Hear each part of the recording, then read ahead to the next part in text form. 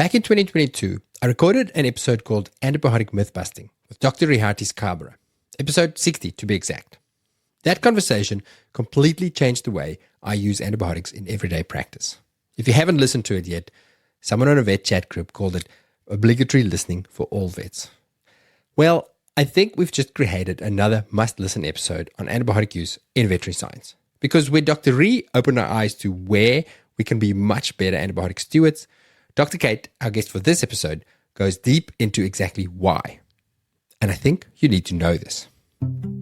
I'm Hubert Hemstra, and you're listening to The Vet Vault, where if I were to start selling merch, our first t-shirt would say, "Put down the metronidazole." No, seriously, I think I'd wear that. I think I should start a merch store. Our guest for today is Dr. Kate Worthing, a senior lecturer in veterinary microbiology, but also still a practicing clinician and a passionate advocate for antimicrobial stewardship with a PhD in methicillin-resistant staph pseudointermediates, which you'll soon get to know a whole lot better. Kate doesn't just teach this stuff, she lives it. As you'll hear, her personal journey with resistance goes way beyond just theory. In this conversation, we get real about why being a good steward is so hard in the chaos of everyday practice, but why we really shouldn't stop trying. We learn about the hidden pathways of resistance, how our prescribing habits affect not just the patient in front of us, but animals and people far beyond, and what practical steps we can take before, during, and after treatment to do better. You'll also learn where the biggest resistance risks are hiding, and which guidelines are actually worth your time.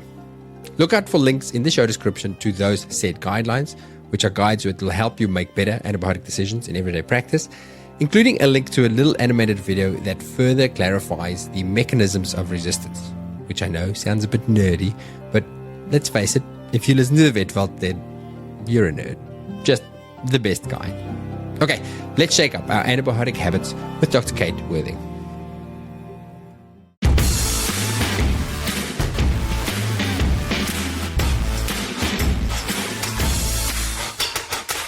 Thank you so much for joining us to talk about something that I think has become a bit of a soapbox of mine. Hello, Hugh. Thanks so much for having me. I'm like a long-time listener, first-time caller. Okay, cool. So antimicrobial resistance and resistant bugs, this is your thing. You're a practicing veterinarian still, a teacher as well, so you've got many different perspectives on the same topic. So I'm really curious to hear how we make this practical. As I just said, it's a bit of a soapbox of mine. You'll be very proud of me. I just did a talk a couple of weeks ago in Singapore, a lecture about 5 things I've learned from making the Vet Vault podcast that have changed the way I practice. And number 1 on my list was how I think about prescribing antibiotics. So I do like to talk about it. I do like to think about it. I do actively try to be better at it, at antibiotic stewardship in my day-to-day practice. There's moments when I go to the shelf and reach for an antibiotic, I try to take a pause and go, oh, do I need it? Do I need that one? But having said all of that, and I feel like it can be a bit preachy, but I do sometimes feel like it's, is it necessary to be so paranoid? Because I don't feel that in my day-to-day practice, I actually see that many resistance problems, other than ears or pseudomonas in the ear. Yes. That's always really. But beyond that, is it a now problem? It can feel a bit like climate change. When you hear about this and it's this big scary thing, but for today, I'm still going to drive my ute and fly everywhere, and because I don't feel the impact of it in my day-to-day life yet. Am I wrong? Put us in the picture. You are right in like saying that it's like climate change for sure, because our actions. Okay, so say if we had like a coughing dog and it had pneumonia, and if we gave it pred and we suppress its immune system, then it's going to get worse within 2 days. And that's why we don't give it pred, because we're going to see the immediate effects soon, and it's going to be dramatic in that patient. I totally agree that the consequences of maybe using an antibiotic when you shouldn't, you may not even be the vet that sees it, or this patient may not be the patient that has issues with it, but it's coming for you and it's coming for us. And I will say that for me personally, one of the reasons I went on this personal journey is because my father died of an antibiotic resistant infection. So I've got a personal connection. But for me personally, as a vet, it kind of didn't come home until I was doing a clinical record review, and we were tracking a case of a dog that had an exceedingly resistant skin infection. and it had a 1,000-page record, and we were looking at all the times when the vets could have made better decisions about using an antibiotic to kind of get this narrative of like, look, these are the opportunities when you could have done better. And I looked back at the record, and then there in 2016, little old me, I was one of the vets, even though I am one of the lecturers that teaches about stewardship. And I was one of the vets that contributed to this resistant infection that happened years later. So I guess it wasn't until I had direct evidence that my actions had contributed to it that I really, on a personal level, started thinking twice. And I guess I use that story for myself, but now I want to tell other vets, like, I've now seen that my actions did lead to contribute to selecting for resistance. And everyone else's actions are likely to do that. Whether you see it or not, it is happening. So I'm curious what happened? What did you do with that patient that helped lead to resistant infection? We basically understand the broad concept of selection pressure. Does that selection pressure rings true to you, Hugh, or like what's happening with selection pressure? So we kind of understand that if we use an antibiotic, an animal has a microbiome, and maybe 1 in a million bacteria are resistant in their microbiome at that time. But when we use the antibiotic, all the other 999,000 bacteria are killed, and that one little guy who's kind of a weakling, he's like, woohoo, and he grows, and he's selected for, and now he is populated the microbiome. Next time when the animal gets an infection, or if they get an infection, now they have a resistant bacterium, and that's the one that's going to cause the infection. Therefore, our use first time antibiotic selected for resistance the next time.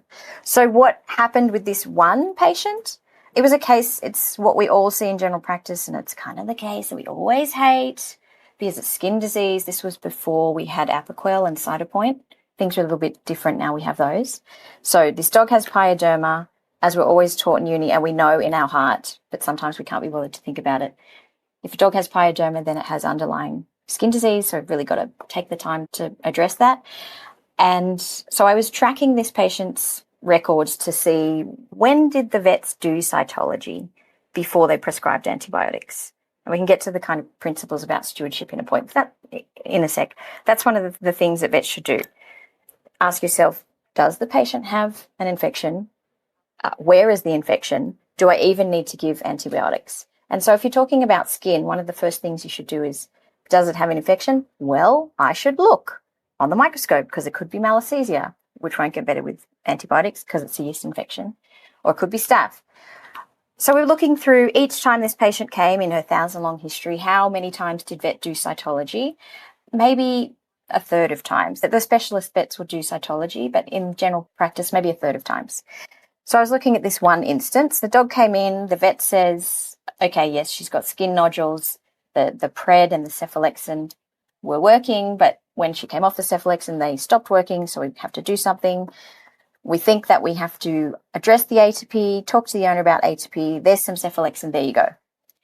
So that vet kind of missed some principles. They said, I think that you have an infection. They addressed the underlying disease, but they didn't confirm an infection by doing cytology, and they didn't do a culture to see if it was resistant. They just gave the antibiotics. And that vet was me, even though I am the vet that talks about this now, antimicrobial stewardship. So that kind of brought it home to me. Was that in the days before you were talking stewardship, or I was probably already just not. Yeah, I was busy. It really brought home to me what we actually experience on a day-to-day basis as vets. You know, I was so paranoid by this. I went back to the appointment book on the day when I saw this client, and it was a Sunday, and I had back-to-back 15-minute consults. This was the 14th out of 16 consults in that morning. The next consult was a coughing dog. The consult before it was a mast cell tumor. So am I, or vets in general, are we expected to be able to take a history, look at the antibiotics that I've had, diagnose the underlying cause, do cytology, talk about finances, take a swab all in 15 minutes? And I guess this was just like a come to Jesus moment to me of why stewardship is hard. If me, who's talking about stewardship, realizes that it's hard and I don't have this, I have the constraints that I couldn't even do it in that consult, I understand why it's hard. But I'm still saying we should do it. And I'll add to that another factor that complicates it and this is personal experience as well. The other reason why we sometimes not as good as we want to be is you don't want to mess up the case in front of you.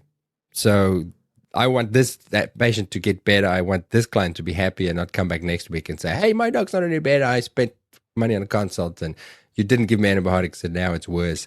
Or maybe I chose a lower tier antibiotic because I want to be a good steward and then it didn't respond and it actually needed I chose amoxicillin instead of amoxiclav and it didn't do the job. So it's easier to just go, I'll just go the big guns, be more aggressive and cover my ass. You're exactly right. I think, like you said, when you're in the pharmacy, we do need to, when we're like literally reaching for the drug, being like, do I though? Do I need this one?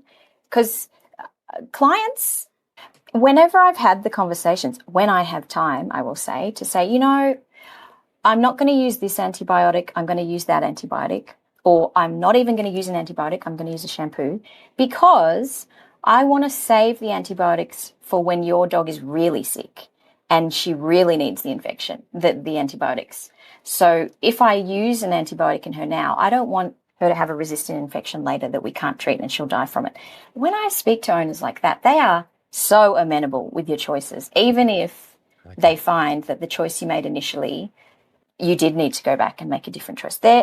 I really find 99 times out of 100, an owner is going to respond if we frame it that way. Mm-hmm. I agree. Actually, I haven't used that line about the resistance so much. I feel like owners are generally not completely oblivious to the concept. They hear about it in human life as well. Luckily, it's the one benefit of the whole anti-pharma movement as well. Anti-big pharma, people are like, oh, yeah, I don't want chemicals. So if you go, well, it's one less thing I have to give your animal. And then I also go on the biome thing. I will say to people, 5 years ago, I would have given an antibiotic in your pet now. I've learned a lot about how antibiotics work and the potential negative effects they can have in your pet because of its biome. And people also know the concept of biome. People, it's out there.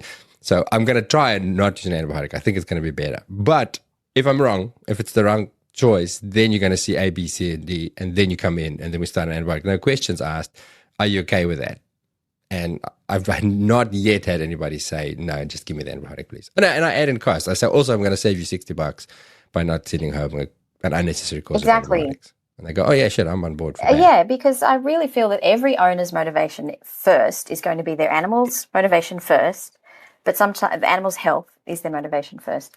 And then, at varying degrees, cost is right under that. Mm-hmm. So if we speak to both of them, the animal's health and why we're doing it in relation to the health, and then secondly, the cost, unless we're talking about a life-threatening infection, where we rarely are unless you're an emergency, they're very amenable to when we have the time in our consult to explain those things to them. I want to get into what we should do. But before that, just going back to what you described of how that happens. One of possibly the first interview I did with Dr. Scarborough about antibiotic resistance flicked a couple of switches in my head, and I just want to make sure I understand it correctly. So I always understood, and this is the talk I did in Singapore, I understood what you described there. That's how resistance happened. I pictured it's me versus a population of pathogens that's making my patient sick, and I'm there to destroy that population of pathogens, but possibly there may be a resistant one in that population. So I'm going to kill all the baddies minus the one resistant one, and then that one can multiply. And now I have a resistant population of pathogens. But what she explained, what's sort of the light bulb moment for me was that I might actually completely eliminate the pathogen that I'm trying to eliminate effectively. But because I'm also killing bugs across the entire microbiome, so commensals, healthy bugs, gut bugs, I'm destroying them as well. But some of them may be resistant. And it might be a complete innocent bystander that actually survives and multiplies with a resistant gene. And then that guy can go and give the resistant gene to a pathogen. Is that correct? Did I understand that correctly? Yes, you understood entirely correctly. And that's what we think is happening, especially with, have you seen those little old cats that just have nightmare-resistant infections? Maybe you haven't, but when you do, you'll be scarred for life. We suspect that's what's happening, especially with the really bad multi-drug-resistant UTIs that old cats get, because cats don't get UTIs unless they're very compromised anyway. It's very hard to find hard and fast evidence, but I think Ree and the team in Melbourne agree that there's a chance that the use of broad-spectrum antimicrobials, long-acting antimicrobials, so cefepime, which is Convenia, which, again, I've used on a weekend when it's busy and there's a cat with cellulitis, they will kill the pathogen that we're wanting to treat, but they won't kill the little old Proteus or the Pseudomonas that was there. And Proteus, which is like if Pseudomonas and E. coli had a baby, that's Proteus. So it's like kind of a good pathogen. It's got lots of resistance like Pseudomonas. Proteus will survive. It's got its resistance genes on a plasmid, and either it'll keep it for themselves and it'll just wait until the cat's like 18 years old and got kidney disease and it's like, now's my time to shine. Or it will give that plasmid to E. coli, who is a good pathogen anyway. So you're right. It's not the ones that we were trying to treat initially that have kind of grown muscles and become strong. It's usually the little bystanders, and they're just going to cause problems later in life when the animal is more compromised. Okay. The other concept that I also didn't grasp or think about before I started thinking about this more, because your case that you described, that was the resistance problem manifested itself in the patient that you treated. But sometimes that's not the case. It's not always going to be that particular patient, because I now create this resistant bug in this patient.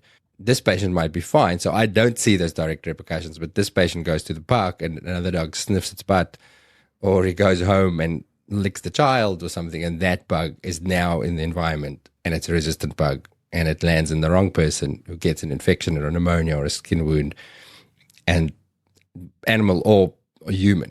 That's the other part that I went, oh, there are much wider repercussions to my antibiotic cowboy attitude than just this patient in front of me. Yeah, absolutely. Especially for, so the kind of two most common ways that they'll get resistance bacteria is that they have a gene that they need and it gets mutated, and then the antibiotic doesn't work anymore. That usually will just stay within the species, and that's how methicillin resistance works, if we want to get really nerdy and talk about that in a sec. That's usually not as much of a concern in spreading to between humans and animals, because it's just that gene in that species. The plasmid thing is the big concern. That gene can go into the waterways can go into the food supply and go to people that way. Or like you said, maybe a little old dog who's a poodle, you know, like those blind poodles in wheelchairs who their back legs don't work and they've got a resistant infection. As they're going through the park, they pee out their resistant E. coli infection, and it happens to be near a bubbler and the water gets contaminated and a kid gets it that way. Even if it's not E. coli, maybe it's somebody else that just picked up the plasmid. So, yeah, it's not just the single animal that's at risk. It's not just the animal in your hospital that it's at risk. It is humans that are at risk as well. We just don't know the extent that they're at risk, but we know that it's a possibility. So let's talk about extent. I said at the beginning, it feels like a distant problem. How much of a problem is it now? Like, how much resistance are we seeing in veterinary science specifically? Well, I'll start with a couple of caveats about what we know. It depends on where you work, because the rates of resistance are governed by the type of drugs that are used and how often they're used. So the resistance in Australia is going to be different to, say, Southeast Asia or Japan or the States. So I'll talk about what we know in Australia. Secondly, the type of patients you see. If you're in a dermatology clinic, then you're going to see more resistance, because these dogs are likely to have a lot of risk factors for resistance. If you're in a GP clinic, you will see less resistance because you're seeing more animals that haven't been in hospital or had antibiotics. And the last caveat is we've done some big national surveys I've been involved in. The caveat for those, and the statistics I'll tell you, is that they're just based on the animals that have had culture and susceptibility done, because it's very difficult for us to go out and just survey the baseline. So it's likely to kind of inflate how much resistance we see, because it's only when vets have been like, oh, I better send a culture. But in any case, we think that we know the two biggest pathogens that are causing resistant infections in Australia are, in dogs and cats, E. coli and staph. And this is a slight bugbear of mine, and I don't care if people remember it or not. I do for students. The staph we're talking about is not Staph aureus. It's not golden staph. It's not MRSA. It's Staph pseudointermedius, which is the doggy version.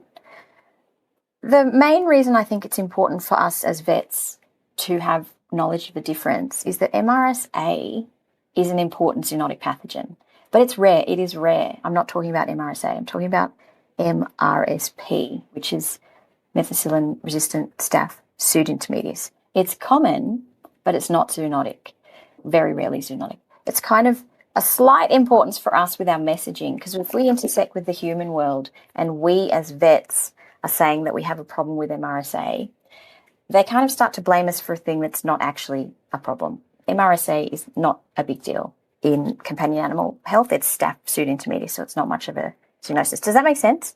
It does. I had no idea. So Staph aureus, what does it do in dogs? Like, do we even, because I'm obviously pseudointermedius, that's the skin one, right? That's what we all battle all the time in dermatology practice. So Staph aureus, is that mostly a human bug that happens to be in dogs, or do we see it? So if you see it, it's actually a reverse zoonosis. You can think of it as an iatrogenic infection most of the time. If you see an MRSA infection, it is likely to come from you, your clinic, or the owner, if we're talking about Staph aureus. It's useful for infection control in your clinic. If you're seeing MRSA, there may be a hand hygiene issue, there may be a staff that's a carrier. MRSP is the dog skin pathogen, and it's far more common. So we did a survey. This is, you really wanted to know how common is it.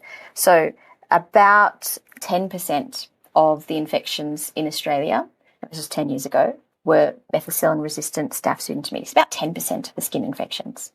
But remember, these are just the skin infections that are getting cultured, whereas 0.3% were MRSA, so it's not common. It's important when it happens because you don't want to spread it to the owner and things, but you said before, Hugh, that you haven't seen it often. That's because it's not common. If you do see it, MRSA, yes, you should look at your infection control, and it can be zoonotic between the patient and the pet, but it's likely that it came from a human. Why is it methicillin resistant? What is methicillin even? I've never prescribed it. Why do I care if an animal is resistant to methicillin? I hate the naming of it. It's so annoying. It's unhelpful. Okay. I'll see if I can describe the timeline, and maybe that will help why we call it methicillin. So in the 40s, they discovered penicillin, and they started using it widely in the World War. It turned the case of the war because we were treating infections and patients were surviving when they wouldn't have before. So penicillin was used, penicillin, and widely from 1945 to 1950. Next minute, 1951, resistance started occurring in penicillin. And that's because it got an enzyme that could break penicillin down, penicillin A's. So they were like, we better make a new drug that even if they're resistant to penicillin, we can still treat it. So they made methicillin, which had this like extra strong beta-lactam ring that couldn't be broken down by the enzyme. So it's methicillin. Within a few years of methicillin being introduced, they saw resistant to it as well in Staph aureus. So then that name stuck, methicillin-resistant Staph aureus. And it was resistant not just because of an enzyme. How penicillins and beta-lactams work, they target the little protein that builds the cell wall, and it's called penicillin binding protein. How methicillin resistance comes about is not just this enzyme, because it's got the strong ring. It has a different shaped penicillin binding protein. So penicillin won't work, oxacillin won't work, methicillin, anything that binds to that penicillin binding protein, which includes cephalexin, cefavecin, which is convenia, amoxicillin clavulinate, any of the broad families. So what was easy to treat with, you're like, I'll use amoxicillin, or I'll use amoxicillin clavulinate, or I'll use cephalexin. All of those drugs rely on binding to the penicillin binding protein. So when that penicillin binding protein is changed, they don't work anymore. So the name has stuck, methicillin resistance, even though in the lab they use another drug now to test it, oxacillin. In veterinary medicine, we don't use any of those drugs, but it's just, I guess, a code for us as vets to know that any beta-lactam won't work.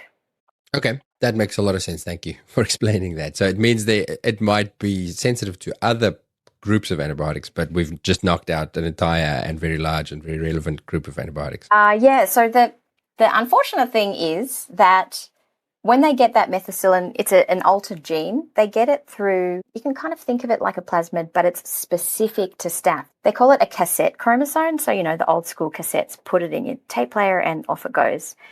And the cassette that carries that altered binding protein, it's like a mixtape of resistant genes. So they'll get that binding protein, but they'll also get tetracycline resistance, and they'll also get sulfonamide resistance and aminoglycoside, gentamicin resistance. So normally when they get this MEK-A gene, that's the gene that makes this mutation, they don't just get one resistance gene, they get a lot. So MRSP, MRSA, they go from no resistance to high levels of resistance to lots of different drugs because they've got this special chromosome that's come in. Mixtape.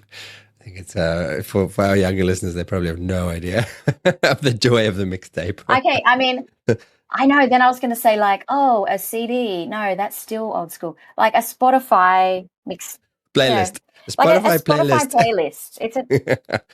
It's genes. So even if that's all kind of too boring and nerdy to remember, I guess it's just to say they've got a playlist. They go from nothing and they get their MRSP playlist, and that will give them resistance not to just one drug class, but usually 3 or 4 drug classes. So you're really limited in the drug you can use once you get an MRSP.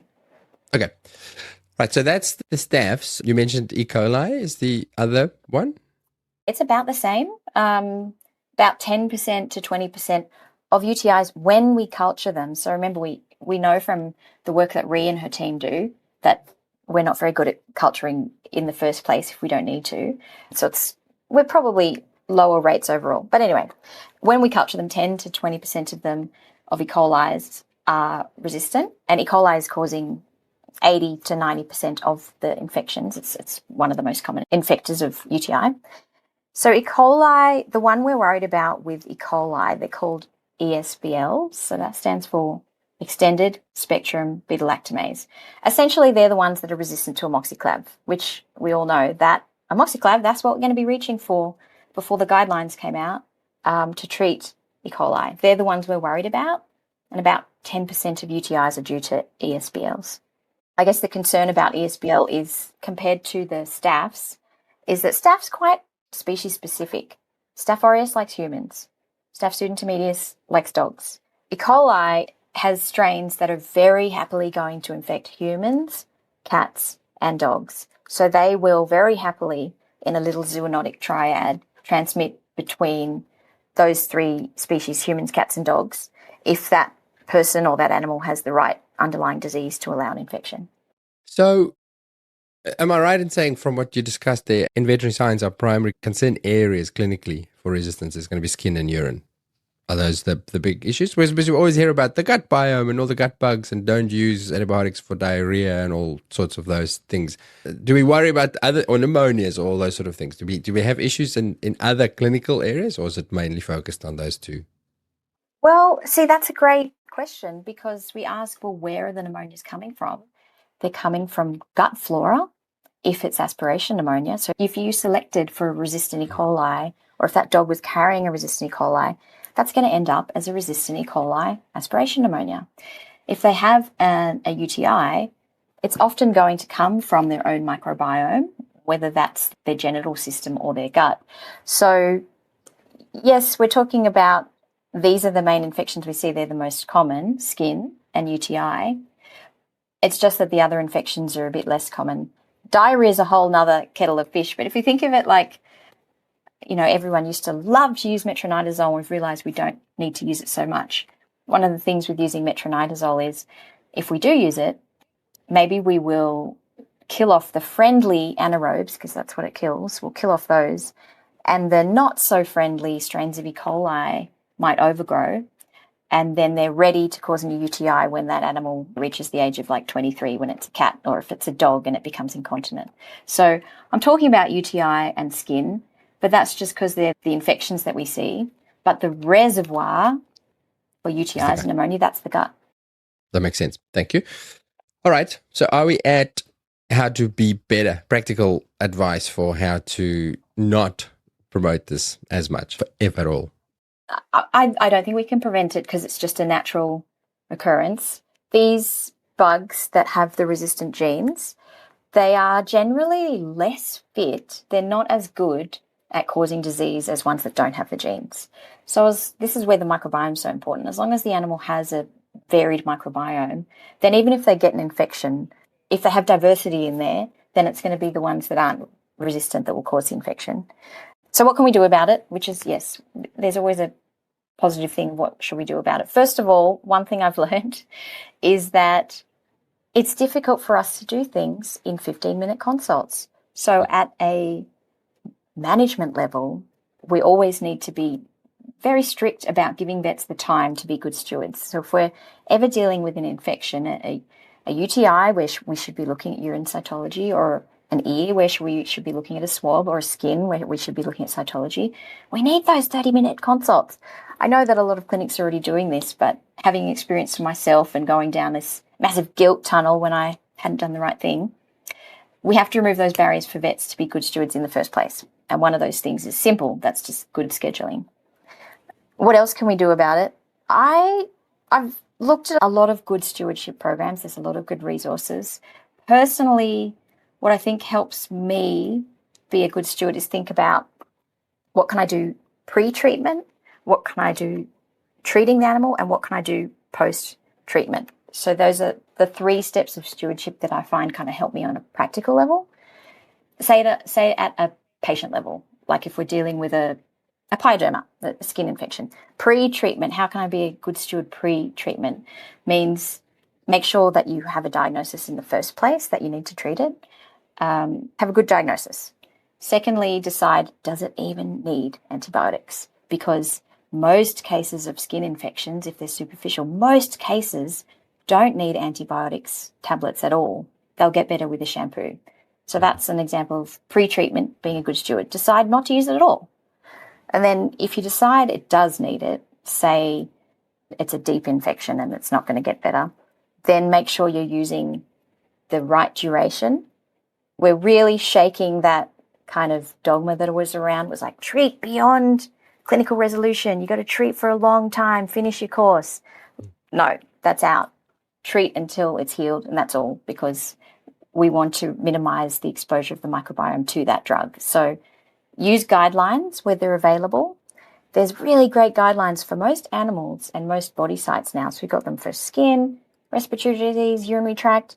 So they're really great resources. There's some really great posters that you can look at. But essentially they're about, use the drug that's going to be effective for that site. Use the drug that's of low importance. This means don't use enrofloxacin unless you have a very clear indication. Don't use those important drugs. And then after treatment is something that we forget about.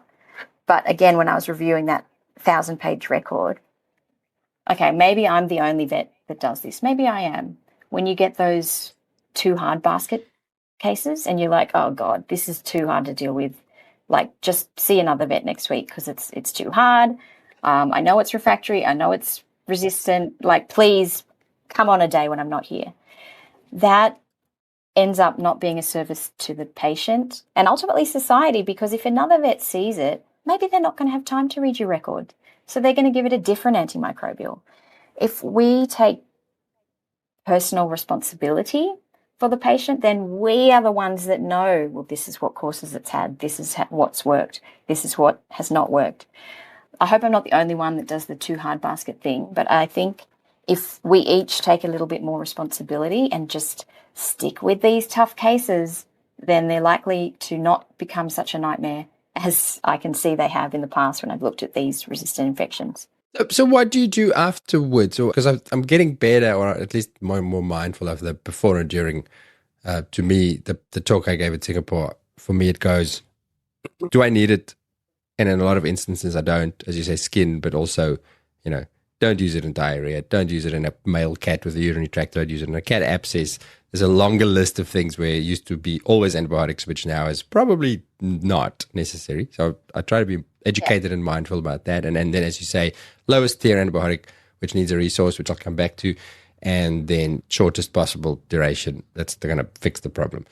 But then after, what do you do after? Is there anything you can do to damage control? Damage control. Well, even just having that follow-up, and again, this might come to practice management. If there's scope to have a reduced cost follow-up, so that the owner is more likely to come. Because, a lot of the times, and I do this many times as well, is like, take this, if it gets better, see you later, never again until it happens again. We really should be following them up regardless, because then we start to grow our own knowledge. In these cases, this did work, this didn't work. Because when they don't come back, 9 times out of 10, it's probably because they got better.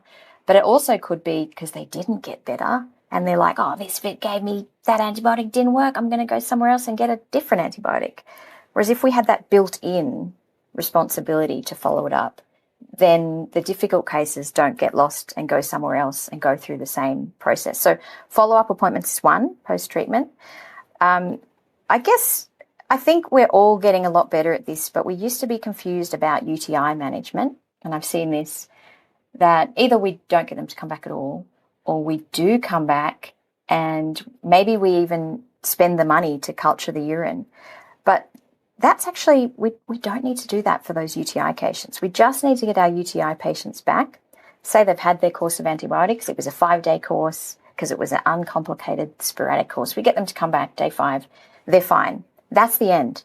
Don't look at the urine. Don't culture the urine. Because if you culture the urine and you find bacteria, what are you going to do? You're just confused.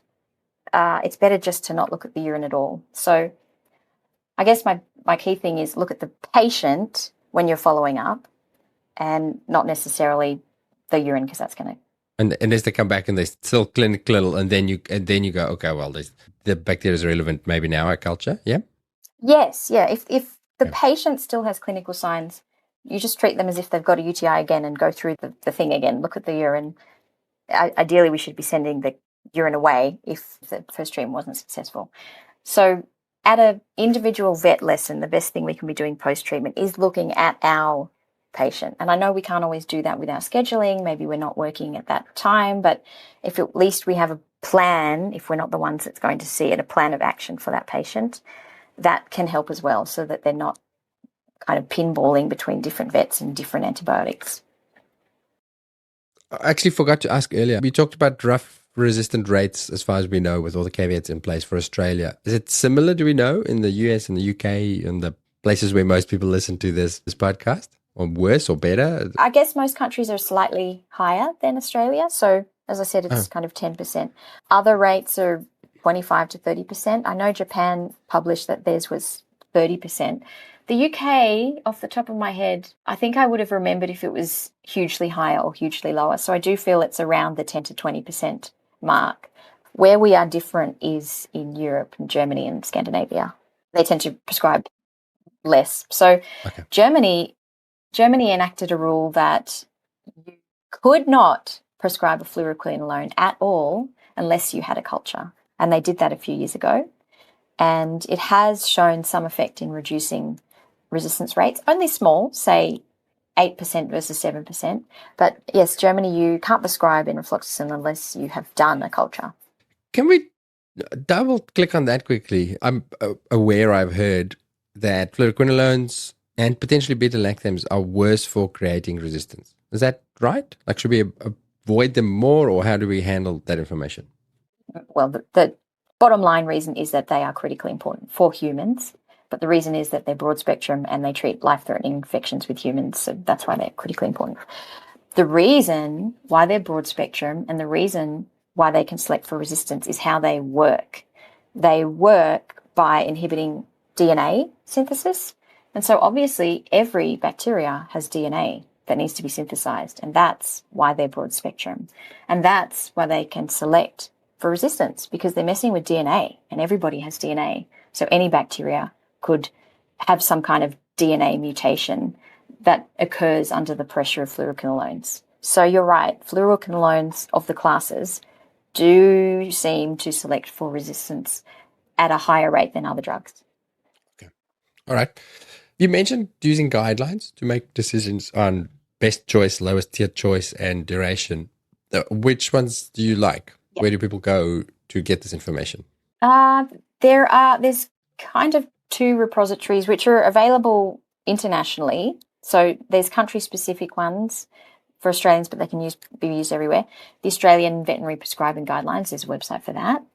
and there's the AMR Vet Collective, which is a learning resource. It's actually really great. If you're like, you know what, I don't know much about poultry, it tells you all about poultry diseases as well as how to use antibiotics in backyard chickens. So those are two great resources. The ones I like are the ISCAID guidelines, personally. Which one? How do you... ISCAID, International Society for Companion Animal Infectious Disease. The reason I like them, I guess, is that they take an international look at things. So it doesn't matter where you're practicing. They're kind of a general overview of best practice. And they are slowly working through the body systems. They're body systems based. So some skin disease guidelines just got updated a couple of months ago. They've come out. And respiratory disease, urinary tract disease. But any and all of these guidelines are available at these two repositories. And it just depends on like which kind of website you think looks attractive, because they're both great. That's been epic. I love these conversations. They shift my perspective every time. Is there anything I haven't asked that we need to discuss, Kate? Specifically to celebrate AMR week? Do we celebrate it or acknowledge it? No, I think I think we should celebrate it, because I don't want everybody to have the really guilt experience that I had of contributing to this epic infection. If we celebrate, we're doing good in the fact that at least you and I are talking about this. That's a good thing. Celebrate it. And look out for the guidelines if you're working in Australia for the wildlife AMR guidelines. They're going to be great. They're coming out next week. And just thanks for talking with me. And I'm sorry if I went too down the nerd pathway, Hugh. I can do that. So I call the listeners to the Vet Vault, like to the clinical stream, the Vet Vault nerds. It's because the website where you sign up is VVN, which is actually for Vet Vault Network. But I thought that's too boring. So I say, we're all a bunch of nerds. If you're into something, you are by classification a nerd. So I love nerding out on stuff. So thank you for nerding out with us about antibiotics. Thanks, Hugh. It's been a pleasure.